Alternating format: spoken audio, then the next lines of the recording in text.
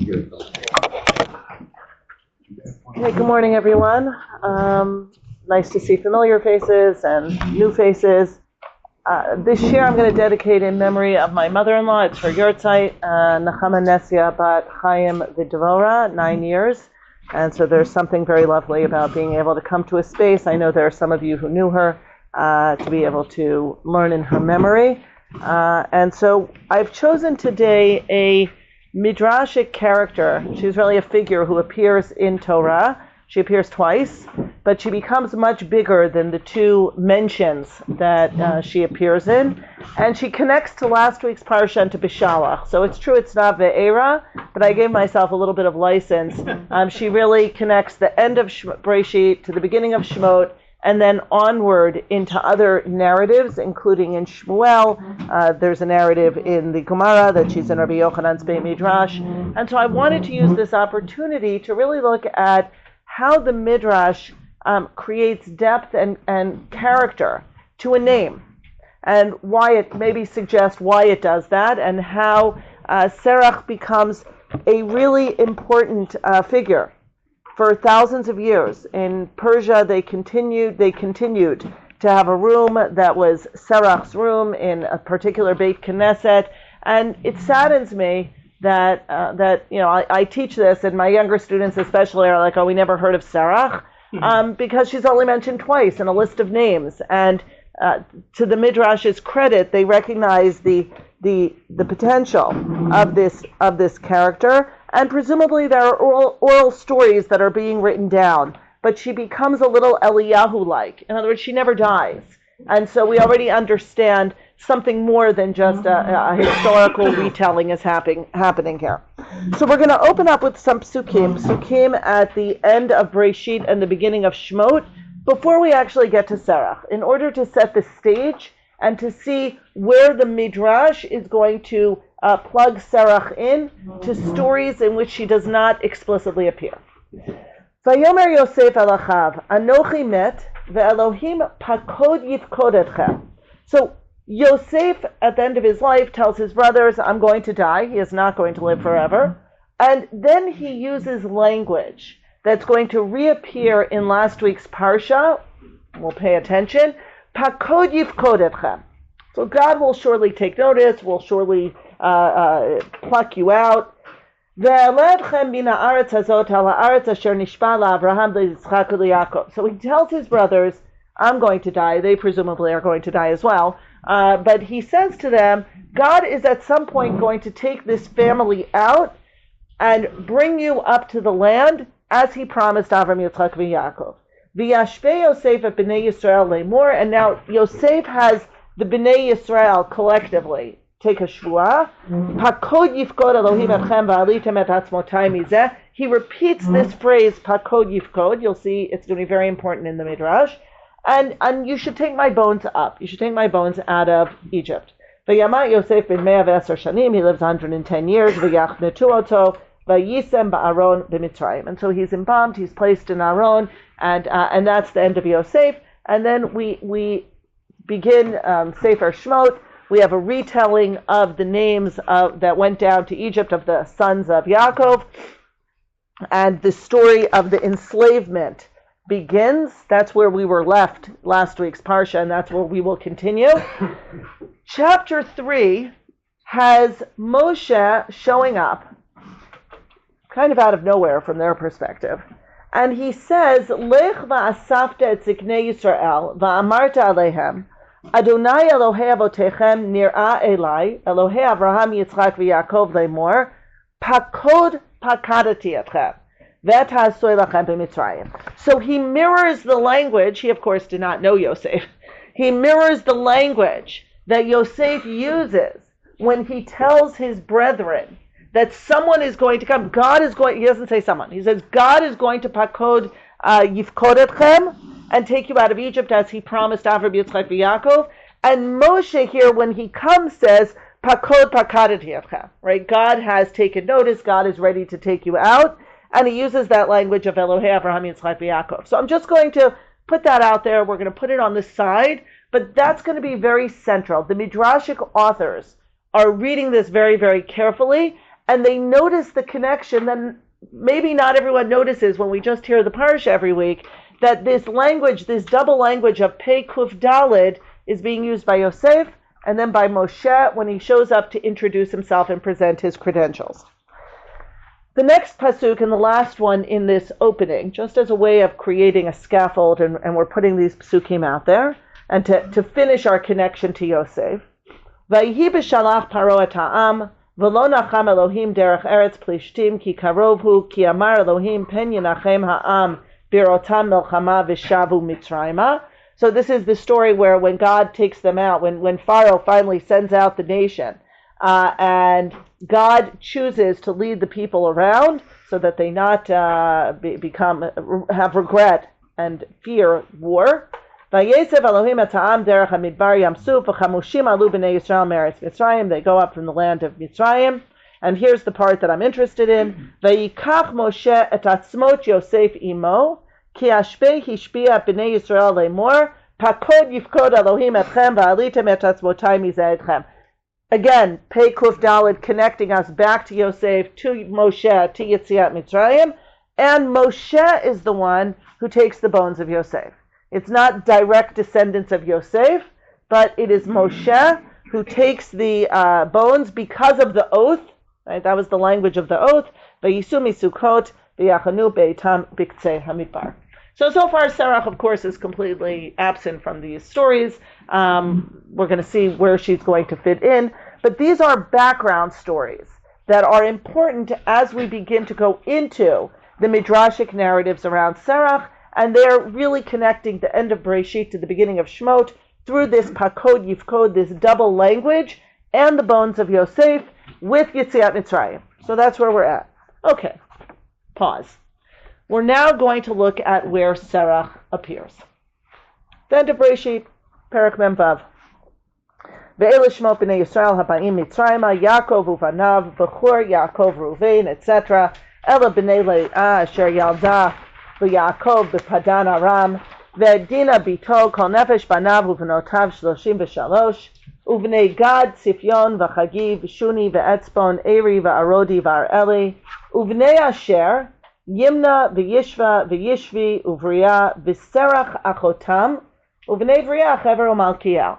Now, Serach is the only granddaughter mentioned.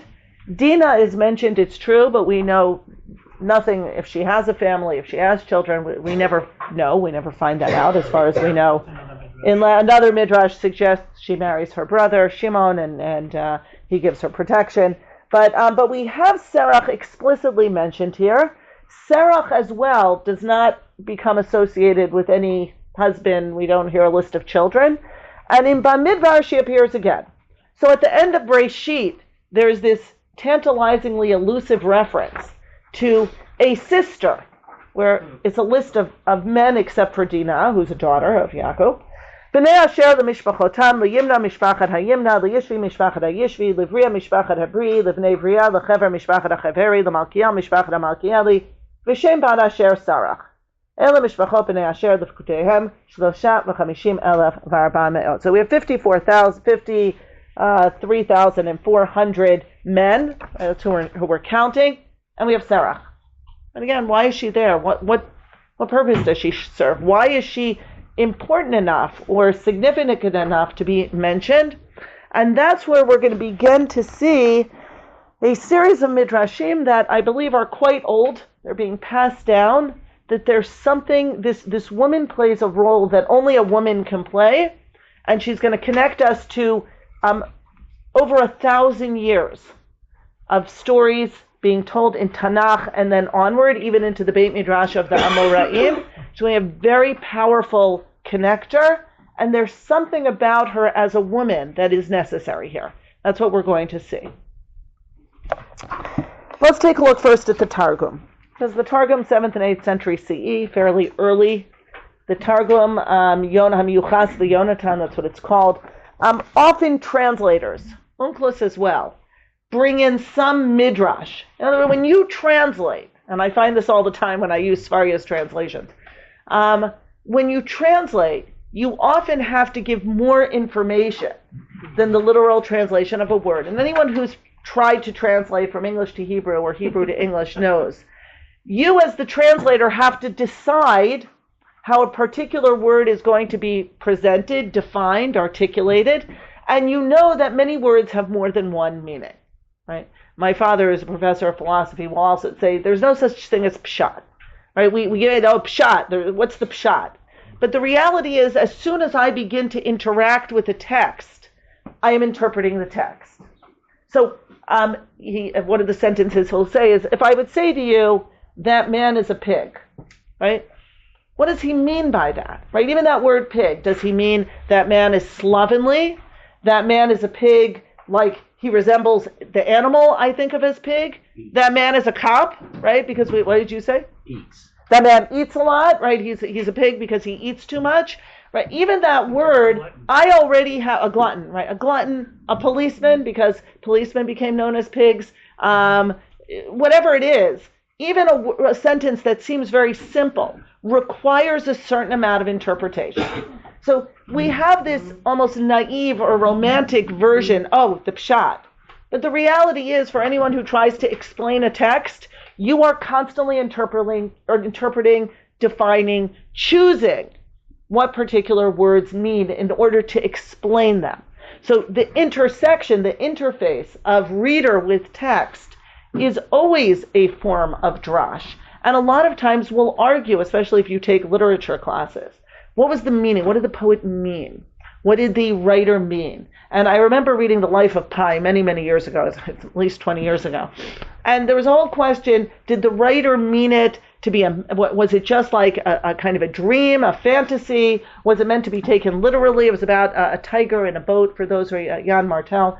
And I remember reading an interview with the author who said, it doesn't actually really matter. It's what the reader takes from it. What I intended and what the reader hears or interprets is that interface, right? I can intend whatever I want, but if the readers understand it differently, then that was also there clearly. So Targum Yuchas Yonatan comes in and brings a Midrash because it's the interpreter feels beholden to the reader and says to the reader who doesn't understand Hebrew, you probably want to know why Serach is mentioned. And because I'm translating, I have an opportunity to recognize some of the gaps in the text. And here we go. And what he says is, and Serach, their daughter, who spoke, V'Serach achton, di'id barit kadhi kayama liginunita, ad devasrat liyakov diYosef kayam. Serach, their sister, who spoke, and was worthy of going into Gan Eden, because she brought good tidings to Yaakov, saying Joseph lives. So where does that come from? Right? He's bringing this in the 7th, 8th century. He's bringing it as a translation. So I just want to pause to say, if you do not know Hebrew, which it's likely at that time many people don't know Hebrew, and today many people don't know Hebrew, we have good translations into literally every language. You are hearing this, the Aramaic, and that's what you think is in the text. Right? That's what you assume when you hear Targum Yuchas Yonatan. The stories that he embeds, or the expansion of a story, becomes the way that you think the Torah is telling the story. It can be very confusing. But in practice, people need to understand, and if they don't know Hebrew, you need a translator, and so many shuls had a metargem. I'm actually teaching Masechet Megillah, and chapter 2 talks about whether the Megillah can be written in any other language. And the conclusion of the Gemara is it can be written in Hebrew and Greek, even if you don't understand Greek. For whatever reason, Greek was given a primacy, possibly because of Yefet, they say, possibly because it was such a common language in Eretz Yisrael at the time. But then there's a sidebar that if you live in a country where everyone speaks and understands French, English, Spanish, the Megillah can be written and read in that language for those people. Greek, I can walk into any shul. If I hear it in Greek, I fulfill my mitzvah. We don't rule that way anymore. Hebrew as well. But it's interesting, language, understanding the text matters.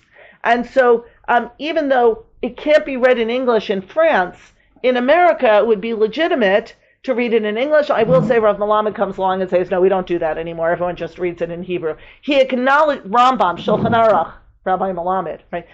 They all acknowledge that the psak of the Gemara is you can read it in any language that is understood by the members of the congregation hearing the Megillah, but Rabbi Melamed writes a sidebar, we don't really do that anymore, which is true.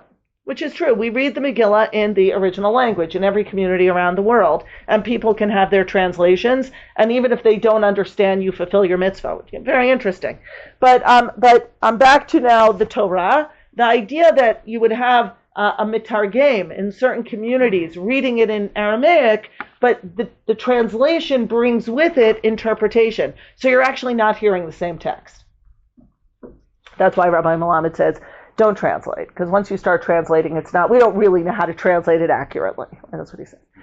Sefer Yashar. Now here is an absolutely fantastic Midrash. I'm going to read it in English. This goes back to the 13th century, but it's clear to me this is much earlier material that's being passed on.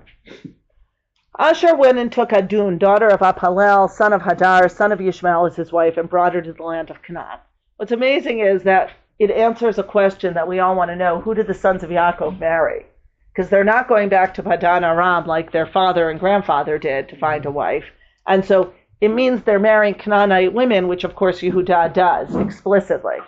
And so this Midrash says, don't be ridiculous. They go and look for the descendants of Yishmael. Because the descendants of Yishmael, at least in the Torah, not what happens later in history, are ancestors of Avraham. And so if you're looking for a wife, then of course you're going to go to the descendants of Yishmael, and that's what Asher does. So he marries one of the daughters of Yishmael, the granddaughter of Yishmael. He brings her to the land of Canaan. Unfortunately, Adun dies without bearing children. So now Asher has to go look for another wife. And what does he do this time? He goes across the Euphrates, and he takes Hadurah, daughter of Avimelech, son of Ever, son of Shem, as his wife. So he goes to Shem. Right? It's wonderful. Because where are you going to go to find a wife that has appropriate ancestry? We know it matters who your ancestors are. And Avram says it, and Yitzchak says it, I don't want my son marrying into the daughters of Canaan. They don't have the same values, the same beliefs. And so who are they marrying? And so this Midrash has him first marrying a granddaughter of Yishmael, and now a great-great-great-granddaughter of Shem, who of course is the son of Noach that Avram descends from. So we're going like pre-Avraham, but to the son that is most worthy of marrying into the Avram family. Now the maiden was of comely appearance and intelligent, and she had been wife to Malkiel, son of Elam, son of Shem, Hadurah, who had borne a daughter to Malkiel, and he named her Serach. So his second wife comes with a daughter. And so she's actually not a direct descendant of Yaakov, because she comes from a different family and a different marriage. Malkiel died after that, so he's a widow, she's a widower, and Hadurah returned to dwell in her father's house. So it was that after the death of Asher's wife, he went and took Hadurah for a wife and brought her to the land of Canaan. And Serach, her daughter, came with her also, and she was 3 years old. And the damsel was brought up in Yaakov's house. Now what's interesting to me about the year 3 is, if you've learned Mishnah before, you know 3 is a very significant turning point in terms of a daughter and her virginity, of her ketubah, if she's a convert. The year 3 actually has significance. Under the age of 3, the feeling is she remained, whatever happened to her under the age of 3 can be changed. Over the age of 3, she's now who she is physiologically. We know Rivka, the Midrash says, is 3. There's something about the age of 3 which to us is ridiculously young, and I have not yet found a good answer why 3 is this benchmark in the Mishnah. But she's 3, which means she is whoever she is, right? And yet she's brought up in Yaakov's house, and the damsel was of beautiful appearance, and she went in the holy ways of the children of Yaakov, lacking in no point, and the Lord gave her wisdom and understanding. Now, there's something very, very beautiful here. She enters the house of Yaakov at the age of 3, and she essentially so embodies, so absorbs the values, the teachings, the holy ways of Yaakov, that she is actually going to be the inheritor of all that Yaakov's house has to offer as an adopted daughter who is brought with her mother into this household. And I've taught this sometimes, and I taught this last year, and I had a woman in my class who had adopted 2 sons, and she became so emotional because we don't have a lot of sources about adoption in rabbinic literature. And what you have here is an adoption story where Asher, and not just Asher, Yaakov, takes this child in. And not only is there no distinction, she exceeds all of the other grandchildren. She becomes so reflective of who Yaakov is and what he's transmitting that she's going to go on for another 1,500 years to represent this legacy. Like, it's astonishing. It's like, again, if you're paying attention, you're meant to recognize how astonishing this is, that this little girl comes in at the age of 3, which, as I said in the Mishnah, is the cusp between childhood and womanhood. I don't want to go into too many details. It's hard to wrap your head around. But the point is, she has a do-over, so to speak, but her neshama is born already connected to the house of Yaakov, even though she is adopted in. So let's see. And Hadurah, the wife of Asher, conceived, and she bore him Yimna, Yishva, Yishvi, Beriah, and Serach appears on both lists as the sister of, the daughter of, with no distinction. And the Midrash is saying she's actually not the daughter of, and she's only the half-sister of, but she is fully part of this family. And so they went until they came near their homes, and they found Serach Barash coming towards them. So now what we have is, I skipped, obviously, things in the middle. It's a very long Midrash, very, very long narrative. Great story. And the brothers are coming back, and they have to tell their father that Yosef is alive. And no one wants to be the one to do that, because it's going to bring up a lot of questions. You told me he was dead. I don't understand. Does that mean you didn't find his body? What's happening here? You lied to me. And you lied to me. Yeah.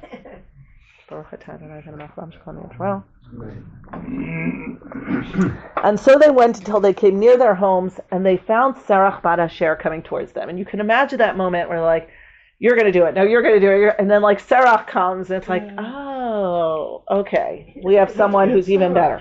And the girl is very good and wise and knows how to play the violin. We just spoke this morning. I spoke to someone about someone playing the violin.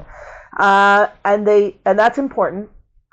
And they call out to her, and she came and kissed them, and they gave her a violin and said, "Come before our father, sit and play the violin, and tell him these things." They're like, we're gonna pass the responsibility to you, this young, beautiful girl. And I think her youth and her beauty and her musical talent are all very important here. And she was ordered to go home and take the violin and hurry and sit before Yaakov. And she accepts without question. She played well and gently said, "My uncle Yosef is alive and governs all of Egypt. He is not dead." She continued to play and repeat what she had said. And so really the stage is being set for this young, beautiful girl sitting with her violin, and she's saying words as she plays the musical instrument. It's very reminiscent of David and Shaul, right? The idea that David plays for Shaul when he has a ruach ra'ah. The idea that we're seeing very clearly music can dispel depression, sadness, and so on, using the music, the language of the violin, and then she's singing as well, and she basically tells him over and over through song and music that Yosef is alive. And Yaakov heard her and was pleased, and when he heard her twice and 3 times, he felt happy, and Ruach Elokim was upon him, and he knew she spoke the truth. So his Ruach Elokim returns, again, very reminiscent of David and Shaul. Not only does the Ruach Ra'ah get dispelled, the cloud of sadness that has been enveloping Yaakov since he heard his son had been brought down, had been killed, or that's what he thought, and now his Ruach Elokim has returned. And Yaakov blessed Serach for telling him, and he said to her, "My daughter, death will not conquer you forever, for you brought my spirit alive. Please speak again, for your words make me happy." So this is not the earliest, right? I brought you the Targum Yonatan. Targum Miyuchas Yonatan already alludes to this, or not just alludes, says that she's the one who brought him the news, and as a result remains forever. She's going to enter Gan Eden because she brought him the news. Here we have a richer retelling, lots of background story that Targum doesn't bring for obvious reasons. And what we have here is Yaakov blesses her and basically says, "Biti al yimshol mavet bach ad olam." also very, very interesting, this idea of death, which is always in the background of human beings' lives. The idea that life is finite is a shadow, and he basically says, I'm lifting that shadow for you, and death will never conquer you. You will remain alive forever. And we're going to see more stories. That's the blessing. Before we move on, there's another Midrash I want to look at, another variation, Midrash HaGadol. It's an earlier version, but not as long, not as rich. The brothers said, if we tell him right away Yosef is alive, perhaps he will have a stroke. What did they do? They said to Serach, daughter of Asher, tell our father Yaakov that Yosef is alive as he is in Mitzrayim. And then what did she do? She waited till he was standing in prayer. This is a variation. Right? He's in prayer. He's focused on the words of his prayer, presumably. And then she said in a tone of wonder, I'm going to read it in the Hebrew, Yosef b'Mitzrayim yoldulo al birkayim Menashe ve'Ephraim. Right? Notice the rhyming, that there's Yosef b'Mitzrayim yoldulo al birkayim Menashe ve'Ephraim. And she doesn't sit him down and say, I have news to tell you. She waits while he's in prayer. The idea is he's focused on something spiritual, something godly, something else. And as he's davening, he's hearing this chant over and over in his mind. And, how do you tell someone shocking news? And the Midrash doesn't say you go over and say, hey, Yosef's alive. Sorry, we messed up on that one. They understand you have to, and we know this. How do you tell people shocking news? And in the first version, it's with music. In the second, it's also musical, but it's while he's davening. She chooses the time and the place. His heart failed while he was standing in prayer. When he finished his prayer, he saw the wagons, and then we find out, V'techi ruach Yaakov aviv, immediately the spirit of Yaakov came back to life. And so two variants, really three. I brought the Targum Miyuchas, the Yonatan, the Sefer Yashar, the Midrash HaGadol, all have a very clear tradition that Serach bar Asher is the one who tells Yaakov that Yosef is alive.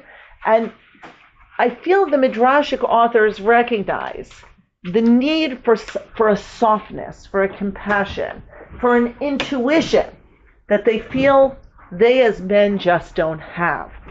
Because and there's this tradition that's being passed down that it's Serach bar Asher, and that's why she's mentioned. We don't have that information in the Tanakh, but people read between the lines, say the Midrash, there's something about this woman that is unusual, that is unique, that is worthy of mention, and let's see where she appears, and there's something there, and this becomes the story that gets passed down. Let's take a look at Aviva Zornberg and Rachel Edelman, two incredible scholars who have done a lot of work on Serach. Yaakov on some... there's one more Midrash before I look at Aviva Zornberg. Seder Olam Rabbah. I didn't bring you the English, so I'm just going to show you quickly again another variant, a fourth variant.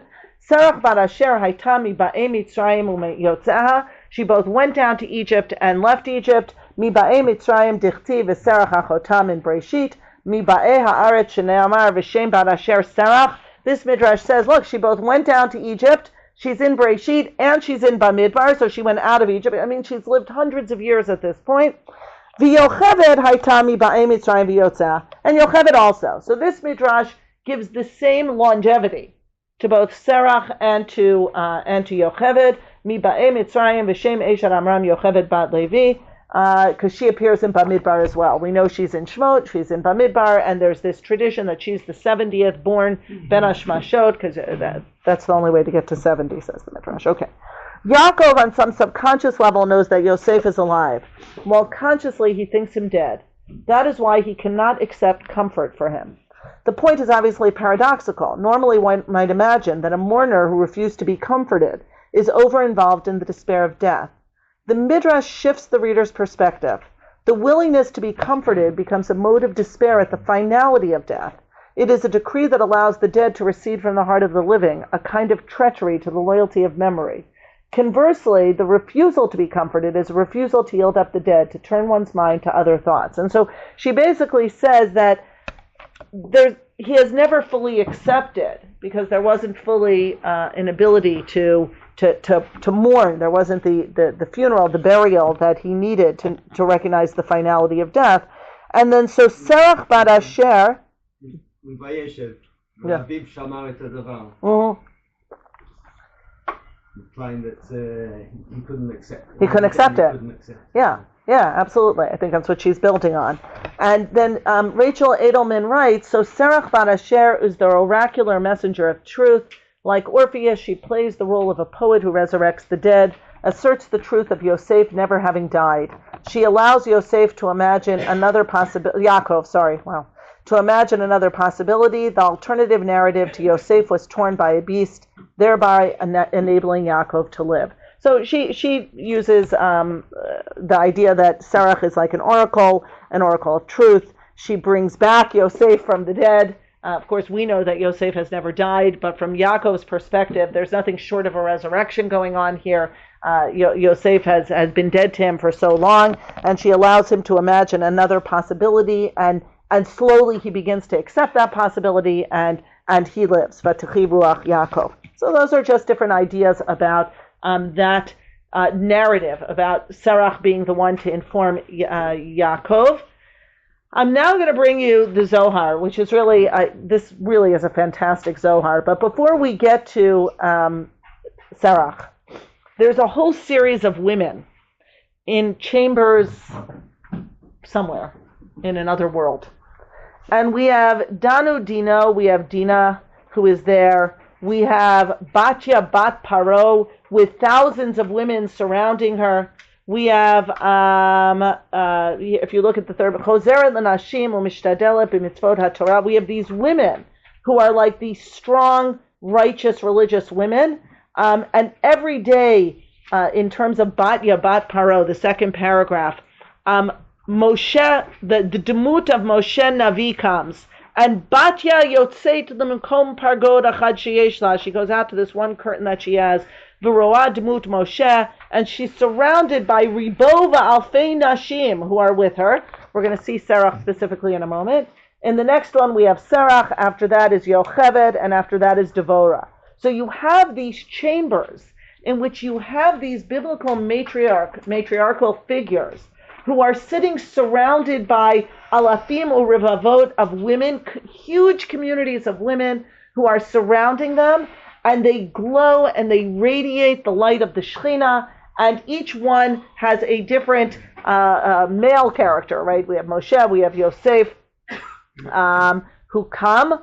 Actually, in the case of Yocheved, I think it's Miriam who comes, which is interesting. And then we have Devorah, and she also doesn't have a man who comes specifically, right? So we have some. So let's take a look at Serach.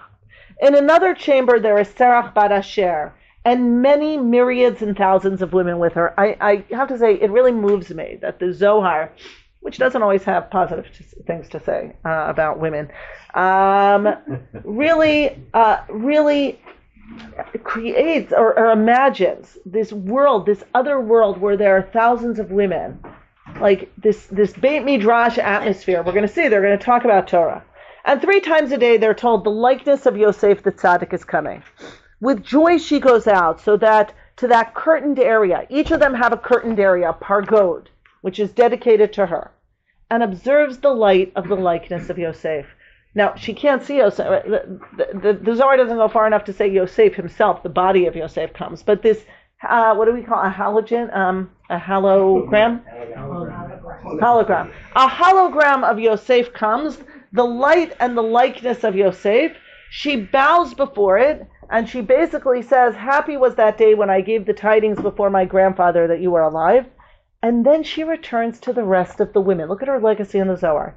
And they delve into the praises of the ruler of the world and praise the name. How many places and joy each and every one of them has. Then they return and delve into the precepts of the Torah along with their meaning. So very, very beautiful. So they're being given the ability to do what actually is one of the most, I would say, dangerous things to do, the Tamei Mitzvot, which apparently you can do in the other world. Right? One of the things the Sefer Hasidim says women should not do is learn the Tamei Mitzvot. You should teach women some Torah, Sefer Hasidim in 1200s, 13th century. And basically Sefer Hasidim says, no, you have to teach them Torah so they know what to do, but don't teach them the Dikdukei hen and Ta'amei hen of the mitzvot. So I find it interesting. The Zohar says, no, they're sitting up there, these thousands of women, and they're learning the Ta'amei hen of the mitzvot Torah. So up in heaven, you have all these women leading enormous communities of women, and they're praising God, and they're learning Torah, and Serach specifically is given that legacy. So that's really the end of, time is going fast. That's really the end, and probably the one of the biggest narratives I wanted to present to you, this linking between Yaakov, Yosef, Serach. She becomes the central figure in the end of the Yaakov Yosef story, where she is the one who gives him this information, and it becomes very, very big in Midrashic narrative. We're now up to part 2, the bones of Yosef. And of course, we're going to look at the Mechilta to Rabbi Yishmael, what we'll say early, end of 4th century Midrash, early Midrash. And Moses took the bones of Yosef with him, right, coming up in 2 weeks. Umoshe mehechan haya yodea hechan haya kavor Yosef. How did Moshe know? Amru Serach bat Asher nishtayra me'oto ador. Oh, Serach shows up. V'hi harata l'Moshe kever Yosef. And she shows him the Yosef's burial place. Amralo, bimkoma zeh samuhu. This is where they put him. Asulo mitzrayim aron shal metechet v'shakuhu b'toch hanilos. And he basically says they made him a metal coffin, so no one would be able to get it out of the Nile. And that's where he is. And then we're going to see in the Bavli that Moshe is going to have to use here. We'll just take a quick look at the Bavli. It's related that Serach, daughter of Asher, was a survivor of that generation. Moshe went to her and asked, do you know where Yosef is buried? She says, yes, the Egyptians made a metal coffin. Moshe went and then said, Yosef, Yosef, the time has arrived. I will deliver you, and the oath which you did impose upon the Israelite has reached the time of fulfillment. Yosef's coffin floated on the surface of the water.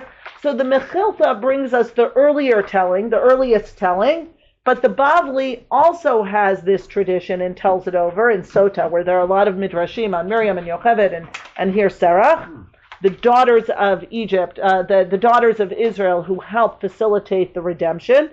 And Moshe has to use magic, a magic incantation in order to get this metal coffin to float. But Serach shows him where it is. I'll just show you also Tibat Markeh, Samaritan writings, more or less from the same time as the Mechilta. They also, the Shomronim, have, of course, split from the rabbinic community, but they have their own Bible. Their own people have studied the Torah of the Shomronim. And here they have a story of Serach. Serach, the daughter of Asher, went herring out to them. I happen to love this version the most.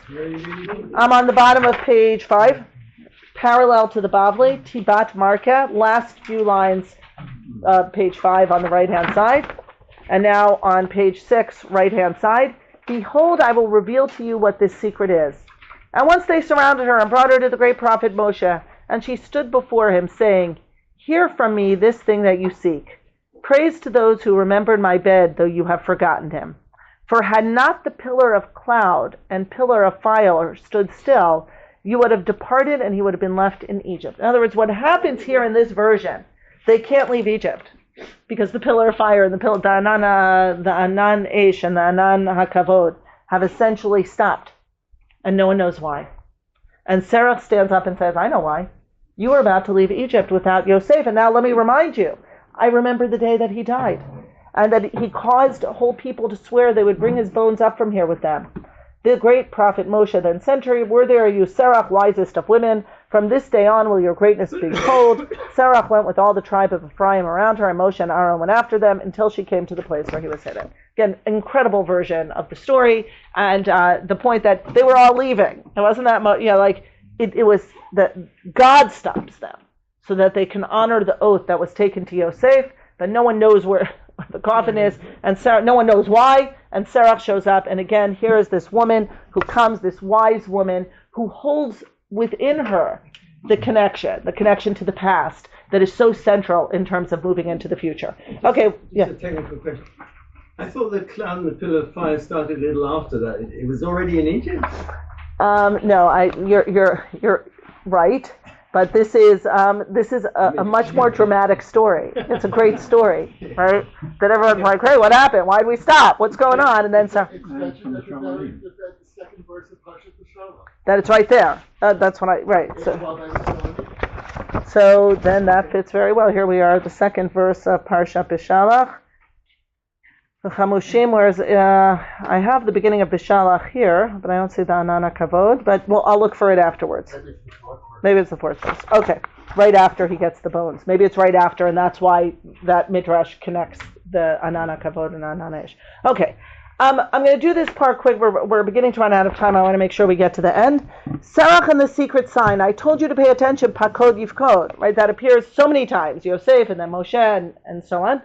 There was a secret sign handed down to the Israelites in Egypt, a legacy left by Yaakov, who entrusted it to Yosef, he to his brother Asher, who handed it down to his daughter Serach. So this goes back to that Sefer Yashar that says, despite her adopting in, Serach is the most trusted member of Asher's household. That's who he leaves this secret sign to. She was blessed with longevity and was living when Moshe made his appearance before Pharaoh. The tradition was that the one who appeared in Egypt as the messenger of God with the tidings of their redemption would use the word pakod, visiting, that God visited them and saw what was done to them in Egypt. Thus they would know and believe that he was really sent by their God. Hence we find that when Moshe used the words pakod pakadati, and not until then, the people believed that the Lord looked upon their affliction, they bowed their heads and worshiped. That's when they say, you must be the messenger. So the people must have had that tradition as well. I mean, they know so we're going to see in a moment in the next one. She has to tell them. You're right. This is Shmot Rabbah, which is actually a relatively late Midrash. Pirkei to Rabbi Eliezer is a little earlier. It's going to fill in what you just asked. So let's see. Yeah, the idea is that one way of reading it is she's gone around telling everyone, wait for the guy who says Pakod Yifkod. Like she knows the secret sign and she teaches, so that's how they're ready. In the next one, Rabbi Eliezer said, Pirkei to Rabbi Eliezer, the 5 letters of the Torah, which alone of all the letters in the Torah are of double shape, all appertain to the mystery of redemption. With pei, Israel was redeemed from Egypt. As it is said, I have surely visited you, and so on and so forth. Asher, the son of Yaakov, delivered the mystery of the redemption to Serach. When Moshe and Aaron came to the elders of Israel and performed the signs in their sight, the elders of Israel went to Serach, the daughter of Asher. So they go to her. This is amazing. She's at home. She's sitting in her tent. She's not out there with the elders, but the elders come to her. And they say to her, this guy came and he performed signs. And she's like, yeah, I'm not impressed. Those signs mean nothing. And then they said, well, he used pakod yifkod. And she said, that's it, the pei, right? Not impressed by the signs, but the pei, that's the sign. So we have this, another tradition that links the end of Bereshit, Yaakov, Yosef, Asher, Serach, to the secret code that's going to reveal who the true Redeemer is, who the person is coming to redeem them, and sent by God. And it's through the language of Pakod Yifkod. Just another source, and now we're in Rabbi Yochanan's Beit Midrash. I said this was going to span from, where are we, about 1700 BCE. If we say the Exodus is around 1400, 1300, it depends how many years you think it takes in Mitzrayim. So 1600 BCE until we're now in Rabbi Yochanan's Beit Midrash, about 300 CE. She's 1900 years old, give or take. It's very impressive. From the teacher's seat, Rabbi Yochanan begins to explain how the waters of Yam Suf became a wall. And he basically says, well, it looked like a lattice, some sort of lattice. And Serach, the daughter of Asher, is in the Beit Midrash. He doesn't, and looks down and says, no. She says, no, Taman Havina. I was there. And it wasn't like you said, a kankilie. It was an amtomata. She speaks, ampomata. She speaks Greek. But she says, no, it's like a wall that's radiant. It's not like a lattice. It's like a wall of light. That's what it looked like.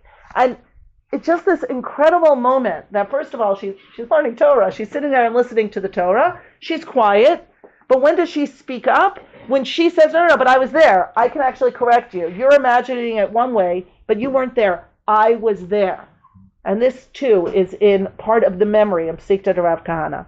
9 people entered Gan Eden alive, namely, we know some of them are very Chanoch ben Yered, Eliyahu, Mashiach, Eliezer, the Eved Avraham, Chira Melech Tzur, Eved Melech HaKushi. All of them have different reasons. Bikya bat Paro, Serach Barash. There are 2 women on the list. I'm just showing who she's on the list with.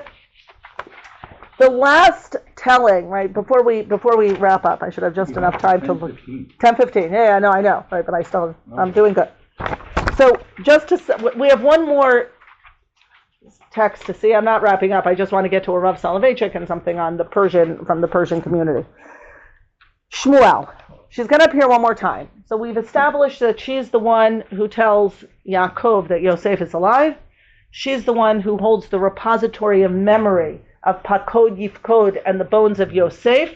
She's the one who, even in the Midrash of Rabbi Yochanan, the Beit Midrash of Rabbi Yochanan, is the one who holds the memory of what Kriyat Yamsuf looked like.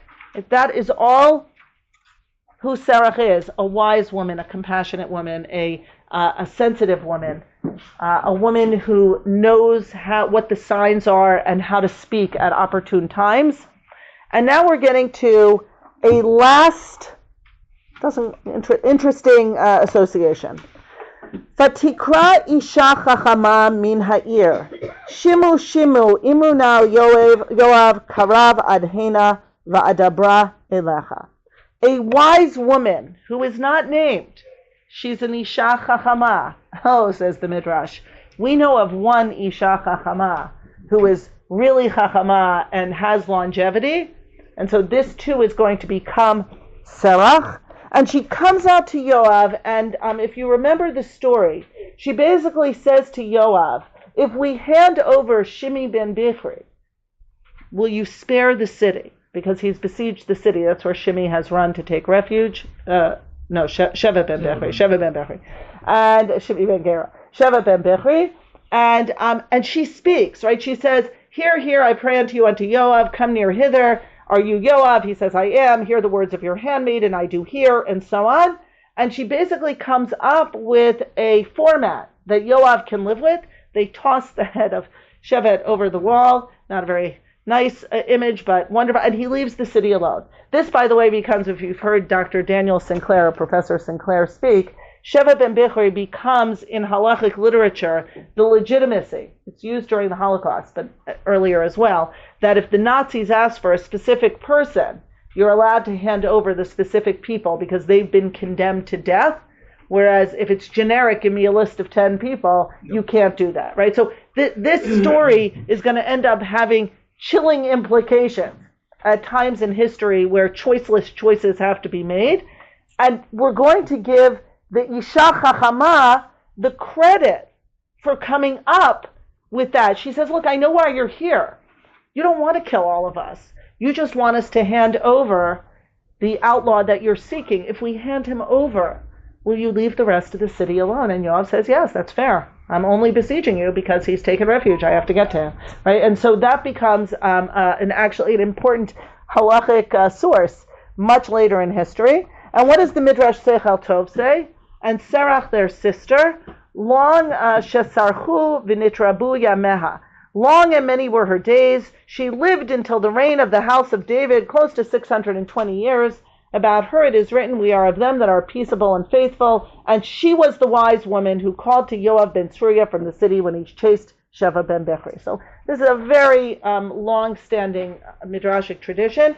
I'm bringing Midrash Seichel Tov is 12th century, Bereshit Rabbah is 5th century. So we're actually going to see a slightly different version, but same idea. All the troops of Yoav were engaged in battering the wall when a wise woman shouted from the city, listen, tell Yoav to come over here so I can talk to him. He approached her, and the woman asked, are you Yoav? Meaning, you are a father of Israel, yet you do nothing but shorten the life of man? You don't behave according to the meaning of your name. Neither you nor David are learned. Wow, she's sharp.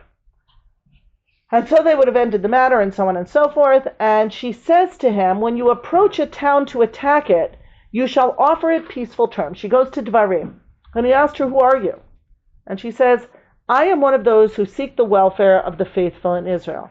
Meaning, I am the one who completed the number of Israel, Hishlamti Minyan Shel Yisrael. I am the one who linked the faithful to the faithful. Hishlamti Naaman l'Naaman, Yosef to Moshe. But you seek to bring death upon a city. Now, again, it's a woman who comes and says, no, dude, you don't have to come in and slaughter everyone. I know that might be a very masculine way of going out and waging war. But I actually read Devarim, and I know you're actually supposed to first try to seek some sort of peaceful resolution. And I'm Ne'eman to Yosef and Moshe. And then Yoav says, Chalila, far be it from me, far be it for me to destroy and ruin. Chalila is said twice, once for David, once for Yoav, and so on. He says there's a man named Sheva ben Bichri. He's rebelled against David. And the woman assured David, his head shall be thrown over to the wall to you. How did she know this? She said, he who is insolent towards the royal house of David will be decapitated by divine decree. Immediately the woman came with her clever plan. Now she manages to convince Yoav. What's interesting about this Midrash, she now has to convince the people to kill Sheva ben Bichri. Like, it's not such a simple thing to do. And she says, do you not know David's reputation? Which kingdom has resisted him? What does he demand? 1,000 men, they replied. And is it not better to sacrifice 1,000 men than have your city be destroyed? Okay, they're like, okay, we hear that. Perhaps he'd be willing to compromise. So she now goes back and forth pretending to negotiate with Yoav. She goes from 1,000 to 500 to 100 to 10, and then Sheva ben Bichri. So even here, she's the mediator. She manages to appease Yoav and get him to agree to her plan, but she now has to go back to the people who are essentially, they're going to have to kill Sheva ben Bichri. They're going to decapitate him. It's very gruesome. And she has to convince them that this is the right thing to do. And she starts, it's a little like God and Avram and Stone, like getting down the numbers down. 1,000, like, okay, we're 10,000? That's better than 10,000. She's like, well, maybe we can get the number down a little. Let's go to 500 and then to 100 and then to 10. They're like, okay, we can do that. Okay, so we'll hand over 10. And then she's like, well, we only actually have to hand over 1. They're like, oh, okay. So even here, the psychological acuity, the insight, the awareness of how to do this negotiation, so all sides will agree, and they cut off the head of Sheva and throw it down to Yoav. He sounded the horn, and they all dispersed. So Bereshit Rabbah, like some of the others, has a much richer, more fleshed out narrative about this story, the Isha Chachama. But we can understand why the Midrash plugs her in here, because she's an Isha Chachama. She's been an Isha Chachama since she entered Yaakov's house as a young girl. She has wisdom. She has understanding, more Bina. She has Chokhmah and Bina, and that makes her unique. So now we're ready to look at a few more modern voices. First of all, in a lovely article by Mark Bregman, Serach Barash, the Persian Jews of the city of Isfahan believe that Serach Barash lived among them, and she dies in a fire in the 12th century CE. I don't know how she manages to live, 2,600 years and then dies in a fire, but she does. And then what happens is, again, this is their story, their telling. And in the Jewish cemetery in Isfahan, there was found, at least till the end of the 19th century, a tombstone, Serach Barash. They give her a date of death, 1133 CE. It's amazing. And they also mark, there's a small mausoleum. It was known as Serach's room. And it's a little Alice in Wonderland-like. They had wondrous doorposts. If you were of good character, you could enter. The doorpost would expand. And if you were not, it would shrink and prevent you from coming in. So Serach remains a living person in the memory of the Persian Jews until 1133, where she dies in a grave fire. Right? But they keep her very much alive. She has a grave. She has a room. Let's take a look at Tamar Kadari. She teaches at Bar Ilan. The tradition of Serach's immortality is also reflected in a narrative set in the time of the rabbis, in which Serach appears in order to resolve a disagreement in the academy. Rabbi Yochanan was sitting in the Beit Midrash, the waters forming a wall for them on their left and the right. And how could the water become a wall? And he explains a lattice or some sort of net. And Serach appears and says, no, I was there. The water was not a net, transparent windows. That's why I said like a wall of light. In this Midrashic vignette, Serach is an extremely old woman who can testify in the first person to the miracle of the parting of the Reed Sea. In her wisdom, she is capable of comprehending and participating in the Agadic discussion conducted in the Beit Midrash. Her statement is preferred to that of Rabbi Yochanan since she has a first-hand knowledge of the facts. So she's not saying, she's repeating more or less what I said as well. this idea of her tradition of immortality. What's really fascinating to me is it doesn't end with Yoav and Shemach ben Bichri. It goes all the way into the Talmudic era, that they bring her into not just the biblical era, where maybe we could have left her there and said, okay, she lived 620 years, that's certainly a long, long time. But her immortality continues into the rabbinic era, and here too she becomes an important repository of memory, of continuity, of continuing the past into the future. And Rav Soloveitchik is going to say something that's going to build on that. Why was it crucial that Serach play a role in the redemption?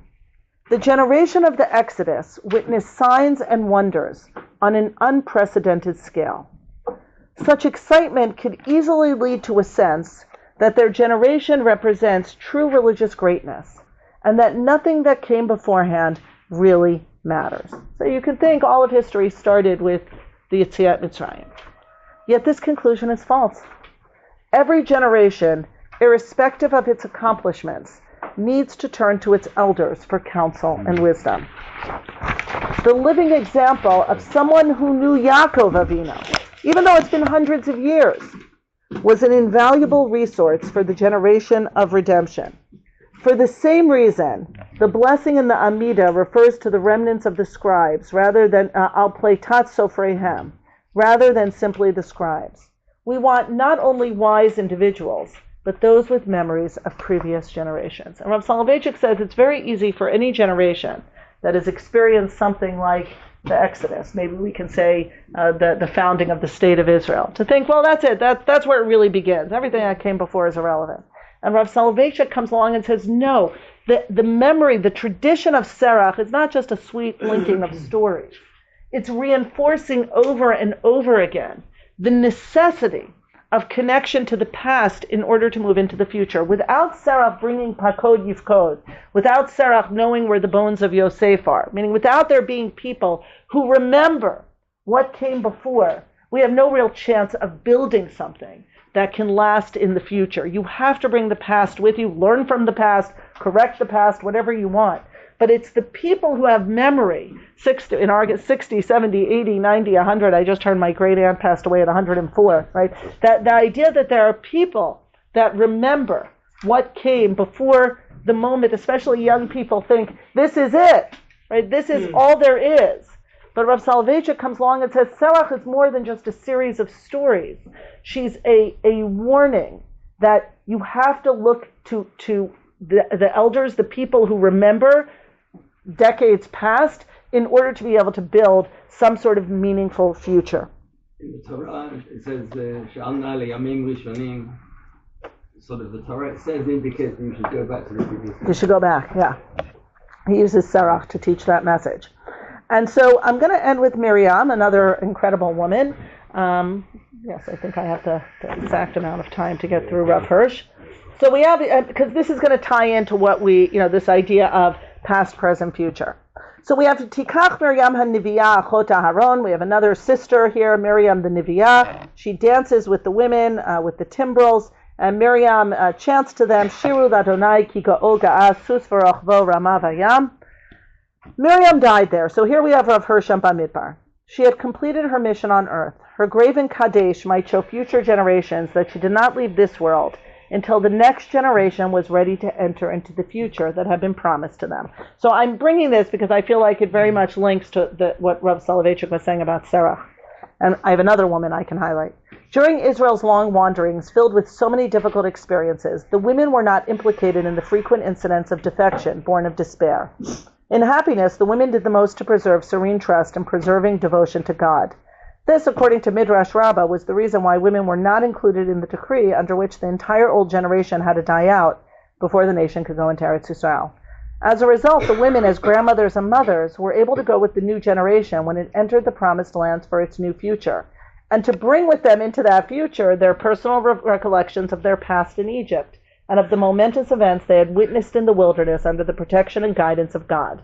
Thus they were given the opportunity to inspire their grandchildren and great-grandchildren with the spirit of the God-revealing experiences they themselves had witnessed. In fact, these Jewish women were so deeply and thoroughly imbued with the Jewish spirit to the depths of their souls, and this may be inscribed ascribed to no small part to Miriam. So first of all, I want to say this is women and men. I mean, I know I brought both these sources. We're talking about women, both Rav Hirsch and Rav Soloveitchik.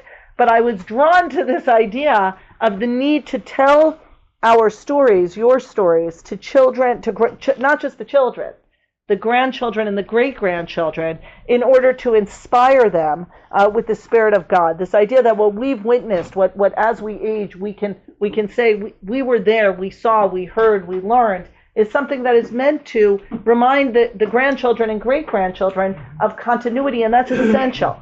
And I think the rabbis go to Serach, and here we also have Miriam, because they understand that women intuitively, perhaps because they birth life, have already a connection to past, present, and future through that intimate understanding of that bringing life into the world is a continuation, right? It continues. I was brought into the world, and then I bring someone else into the world. I watch my daughter bring someone into the world, and that sense of continuity and connection to past is very, very embedded within the spirit of women. But of course, it's not unique to women, and certainly we need men to do the same thing. So just to conclude, what I wanted to bring was really, first of all, this fantastic series of stories about a woman who is so closely connected to the events we're reading right now in the Parshat HaShavua. Some of how Midrash works, this filling in of the gaps, the fleshing out of narratives, and crafting a woman who really, like Eliyahu, but much softer. Think about it, she's also going to live forever or go into Gan Eden alive, whatever that means. But she is a much softer, more compassionate, more sensitive version of Eliyahu. She doesn't fight over the frailty or the weakness of the Am. Instead, she brings wisdom, she brings understanding, she brings tefuna. So hopefully we'll take some of that with us into our own lives and recognize that we have essential roles to play in bringing our own collective wisdom and learning and understanding and insight into the lives of our children and grandchildren. Shabbat Shalom. Is it reflected in the Haggadah? Mm-hmm. Yes, of course. That is the Haggadah. Yes. That, absolutely. Thank you very much. You're very welcome. Yeah. Yeah.